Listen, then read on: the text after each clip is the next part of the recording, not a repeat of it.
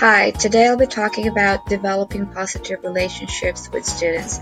I learned some tips from a book called The Art and Science of Teaching by Robert J. Marzano, and I'll be applying these tips to my 5th grade class this coming August. First of all, I need to demonstrate my concern for my students by doing the following.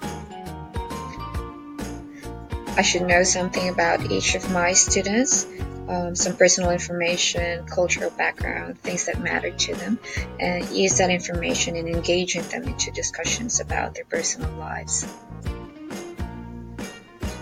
One way of showing affection for each student is to greet them at the door or visit them in their after-school classes, or maybe saying hi to them at lunch.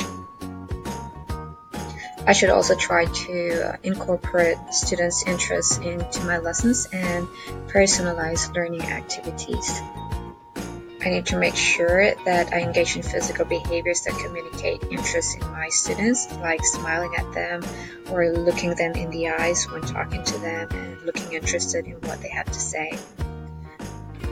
Another great way of connecting with my students is to use humor when appropriate.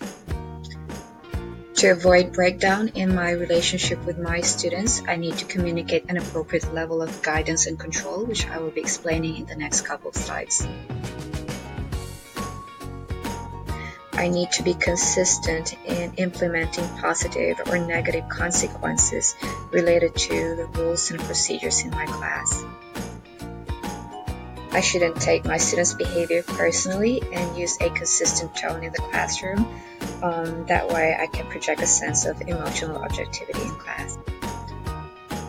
It's very important that I maintain a cool exterior even when I'm really upset at my students. How will I introduce myself to my students?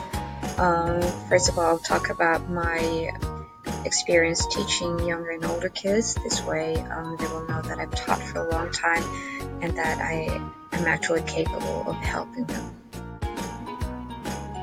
So on the first day of school, I will share information about myself, such as my birthday, my favorite holiday, my favorite pet, my favorite food, things that students also like to talk about.